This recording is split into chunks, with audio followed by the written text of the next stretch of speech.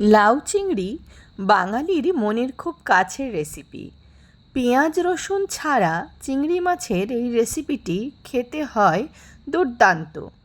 এর জন্য চিংড়ি মাছ পরিষ্কার করে নুন হলুদ মাখিয়ে রাখতে হবে। কেটে নিতে হবে লাউ, আর চাই টমেটো টুকরো করে কাটা, আদা বাটা, কাঁচা লঙ্কা চিড়ে রাখা।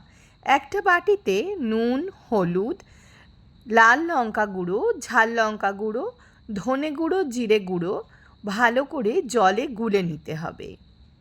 এবার প্রথমে কড়ায় সর্ষের তেল দিয়ে তাতে চিংড়ি মাছ ভালো করে ভেজে তুলে নিতে হবে। সেই তেলের মধ্যেই দিয়ে দিতে হবে তেজপাতা, শুকনো লঙ্কা, দারচিনি এবং জিরে ফোড়ন। তারপর তাতে দেব আদা বাটা আর কাঁচা লঙ্কা। অল্প নেড়ে দিয়ে দেবো গুলে রাখা মশলা। এবার ওই মশলা ভালো করে কষে নিতে হবে। গ্যাস সিম করে ভালো করে এই মশলা কষতে হবে।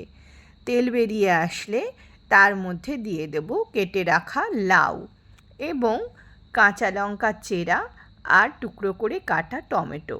কিছুক্ষণ নাড়াচাড়া করে 5 মিনিট মতন ঢেকে দিলেই তার থেকে বেরিয়ে আসবে জল। এবার তার মধ্যে দিয়ে দেব ভেজে রাখা চিংড়ি মাছ, কসৌরি মেথি এবং চিনি। কসুরি মেথিটা অপশনাল, আমার কাছে ধনেপাতা ছিল না, তাই দিয়েছিলাম কসৌরি মেথি।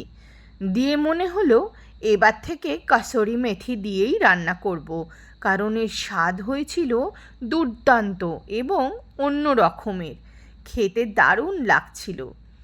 গরম ভাতের সাথে এইভাবে লাউ চিংড়ি রান্না করে খেলে কিন্তু লাগবে দারুণ।